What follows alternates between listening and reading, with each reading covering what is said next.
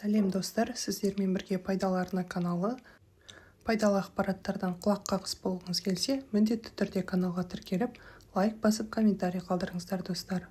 Бүгін сіздерге компьютерге немесе ноутбукке WhatsApp қосымшасын қалай орнатамыз, соның жолын көрсетемін.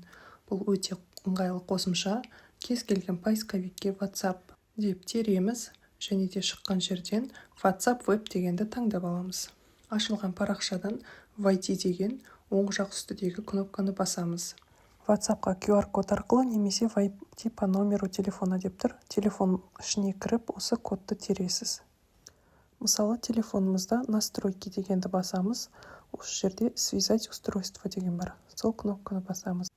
Осы жерден телефонымызға кіретін 4 таңбалы санды енгіземіз. Егер QR-кодты таңдасаңыздар, осы жерден камераны апарасыздар, немесе астында связать по номеру телефона деп тұр. Соны басасыздар.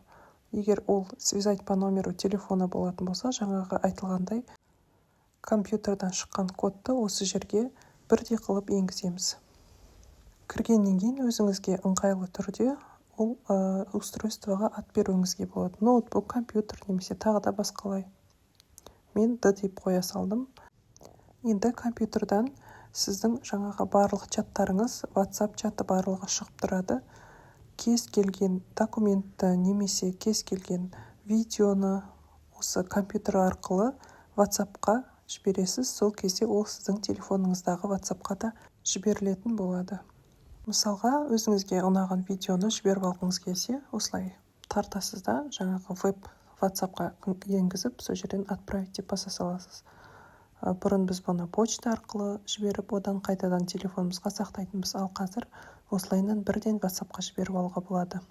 Немесе келесі, мысалға, компьютерда сақталып тұрған ECP-ны WhatsAppқа жіберіп аламыз. Бұл өте ыңғайлы. Бізде перепискада да тұрады. Кез келген жағдайда, немесе жұмыстан сұратқан жағдайда болсын, осылайынан кез келген адамға WhatsApp арқылы жіберуге болады. Егер ақпарат пайдалы болса, мен қуаныштымын. Арнаға міндетті түрде тіркеліп, лайк басып, комментарий қалдыруды ұмытпаңыздар достар. Назарларыңызға көп рахмет.